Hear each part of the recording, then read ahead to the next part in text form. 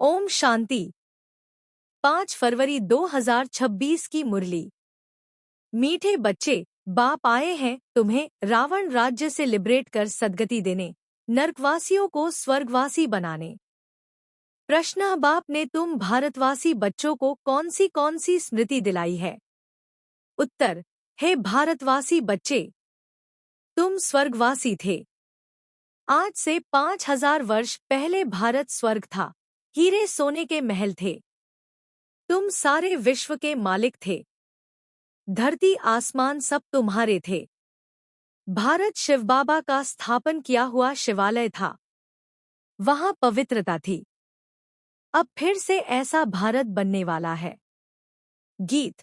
नयनहीन को राह दिखाओ प्रभु। ओम शांति। मीठे मीठे रूहानी बच्चों, आत्माओं ने यह गीत सुना। किसने कहा? आत्माओं के रूहानी बाप ने। तो रूहानी बाप को रूहानी बच्चों ने कहा कि हे बाबा। उनको ईश्वर भी कहा जाता है, पिता भी कहा जाता है। कौन सा पिता? परमपिता, क्योंकि बाप दो हैं, एक लौकिक, दूसरा पालौकिक। लौकिक बाप के बच्चे पालौकिक बाप को पुकारते हैं, हे बाबा। अच्छा, बाबा का नाम? शिव। वह तो निराकार पूजा जाता है। उनको कहा जाता है सुप्रीम फादर। लौकिक बाप को सुप्रीम नहीं कहा जाता। ऊंच से ऊंच सभी आत्माओं का बाप एक ही है। सभी जीव आत्माएं उस बाप को याद करती हैं। आत्माएं यह भूल गई हैं कि हमारा बाप कौन है। पुकारते हैं, ओ गॉड फादर, हम नयनहीन को नयन दो तो हम अपने बाप को पहचानें। भक्तिमार्ग की ठोकरों से छुड़ाओ। सद्गति के लिए तीसरा नेत्र लेने लिए, बाप से मिलने लिए पुकारते हैं, क्योंकि बाप ही कल्पकल्प भारत में आकर भारत को स्वर्ग बनाते हैं। अभी कलयुग है, कलयुग के बाद सतयुग आना है।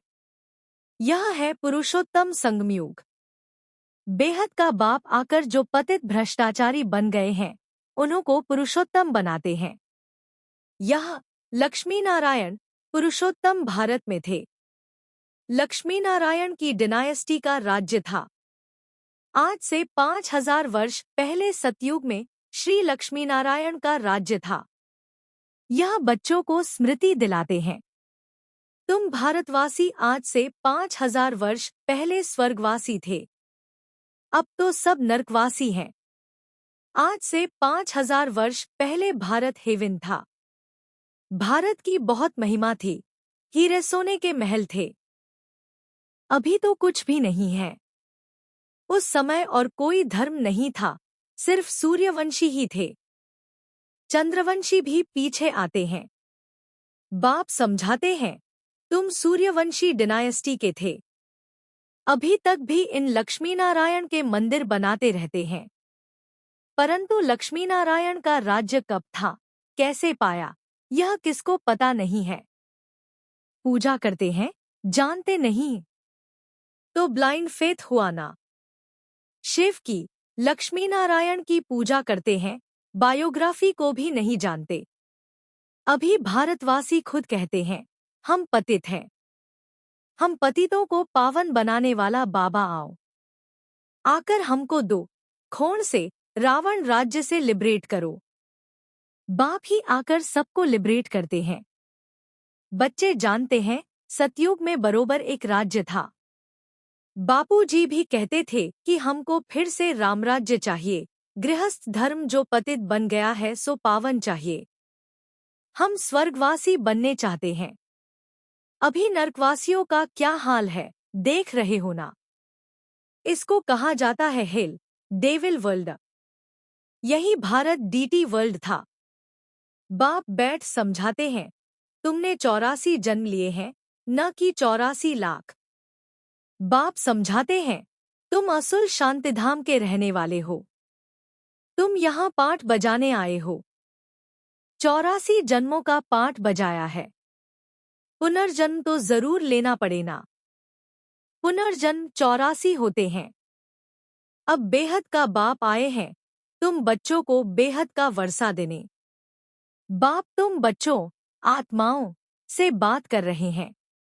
और सत्संगों में मनुष्यों को भक्ति मार्ग की बातें सुनाते हैं।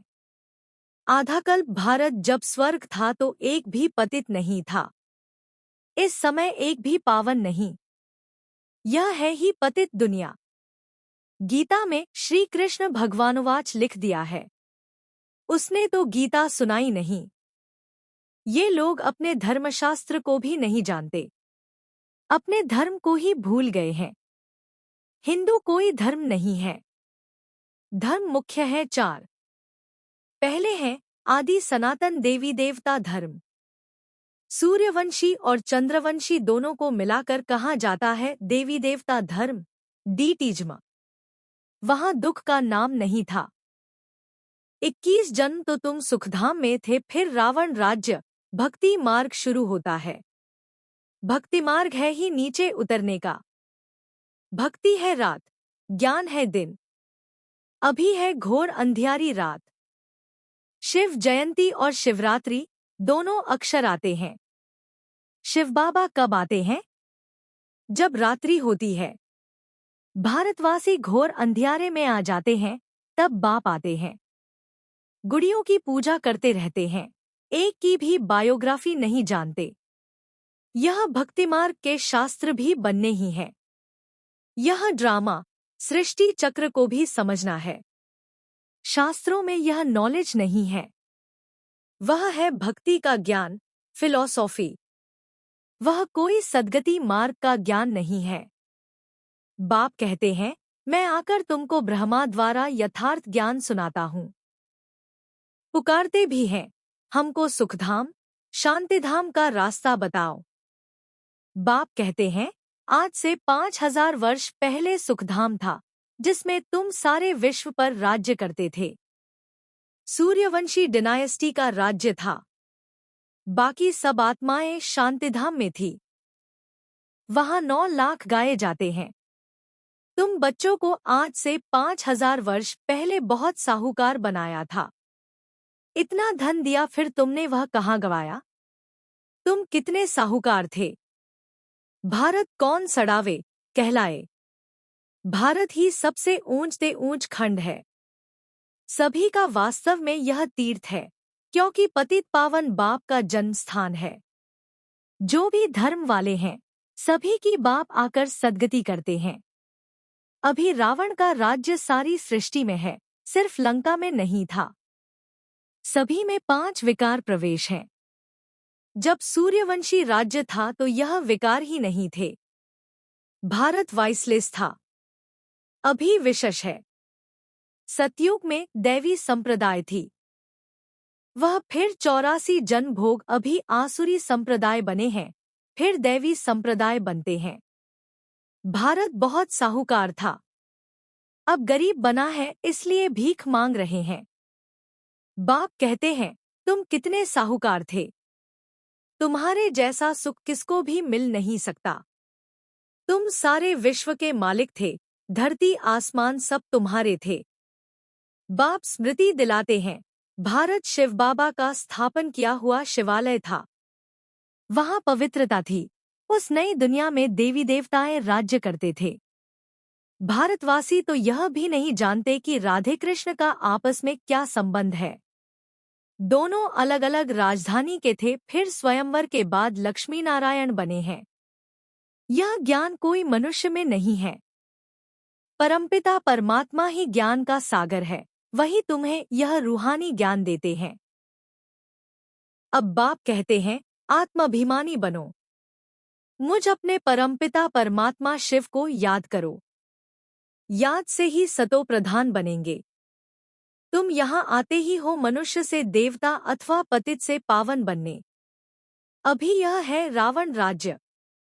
भक्ति मार्ग में रावण राज्य शुरू होता है। रावण ने कोई एक सीता को नहीं चुराया है। तुम सब भक्ति करने वाले रावण के चंबे में हो। सारी सृष्टि 5 विकारों रूपी रावण की कैद में है। सभी शोक वाटिका में दुखी हैं। बाप आकर सबको लिबरेट करते हैं। अब बाप फिर से स्वर्ग बना रहे हैं। ऐसे नहीं कि अभी जिनको धन बहुत है वह स्वर्ग में है। नहीं, अभी है ही नर्क। सभी पतित हैं, इसलिए गंगा में जाकर स्नान करते हैं, समझते हैं गंगा पतित पावनी है। परंतु पावन तो कोई बनते नहीं है। पतित पावन तो बाप को ही कहा जाता है, न कि नदियों को। यह सब है भक्ति मार्ग। बाप ही यह बातें आकर समझाते हैं। अब तुम यह तो जानते हो, एक है लौकिक बाप, दूसरा फिर प्रजापिता ब्रह्मा है अलौकिक बाप, और वह पालौकिक बाप। 3 बाप हैं। शिव बाबा प्रजापिता ब्रह्मा द्वारा ब्राह्मण धर्म स्थापन करते हैं। ब्राह्मणों को देवता बनाने के लिए राजयोग सिखलाते हैं। एक ही बार बाप आकर आत्माओं को राजयोग सिखलाते हैं। आत्माएं पुनर्जन्म लेती हैं। आत्मा ही कहती है, मैं एक शरीर छोड़ दूसरा लेती हूँ। बाप कहते हैं, अपने को आत्मा समझ मुझ बाप को याद करो तो तुम पावन बनेंगे। कोई भी देहधारी को याद नहीं करो। अभी यह है मृत्युलोक का अंत। अमरलोक की स्थापना हो रही है। बाकी सब अनेक धर्म खलास हो जाएंगे। सतयुग में एक ही देवता धर्म था। फिर त्रेता में चंद्रवंशी राम सीता। तुम बच्चों को सारे चक्र की याद दिलाते हैं। शांतिधाम सुखधाम की स्थापना करते ही हैं बाप। मनुष्य को सद्गति दे नहीं सकते। वह सब है भक्ति मार्ग के गुरु। भक्ति मार्ग में मनुष्य अनेक प्रकार के चित्र बनाए पूजा कर फिर जाकर कहते हैं, डूब जा डूब जा। बहुत पूजा करते, खिलाते पिलाते, अब खाते तो ब्राह्मण लोग हैं। इसको कहा जाता है गुड़ियों की पूजा। कितनी अंधश्रद्धा है। अब उन्हों को कौन समझाए। नॉलेज अभी सिर्फ तुम ब्राह्मणों को मिलती है। लक्ष्मी नारायण को भी यह ज्ञान नहीं रहता। यह ज्ञान प्राय लोप हो जाता है। भक्ति मार्ग में कोई भी बाप को जानते ही नहीं। बाप ही रचता है। ब्रह्मा विष्णु शंकर भी रचना है। परमात्मा सर्वव्यापी कहने से सब बाप हो जाते। वर्षे का हक नहीं रहता। बाप तो आकर सभी बच्चों को वर्षा देते हैं। सर्व का सद्गति दाता एक ही बाप है। यह भी समझाया है 84 जन्म वह लेते हैं जो पहले पहले सतयुग में आते हैं। क्रिश्चियन लोग के जन्म कितने होंगे? करके 40 जन्म होंगे। यह हिसाब निकाला जाता है। एक भगवान को ढूंढने के लिए कितने धक्के खाते हैं। अभी तुम धक्के नहीं खाएंगे। तुमको सिर्फ एक बाप को याद करना है। यह है याद की यात्रा। यह है पतित पावन गॉड फादरली यूनिवर्सिटी। तुम्हारी आत्मा पढ़ती है। साधु संत फिर कह देते हैं, आत्मा निर्लेप है। अरे आत्मा को ही कर्मों अनुसार दूसरा जन्म लेना पड़ता है। आत्मा ही अच्छा व बुरा काम करती है। इस समय तुम्हारा कर्म विकर्म होता है। सतयुग में कर्म अकर्म होते हैं। वहां विकर्म होता नहीं। वह है पुण्य आत्माओं की दुनिया। यह सब समझने और समझाने की बातें हैं।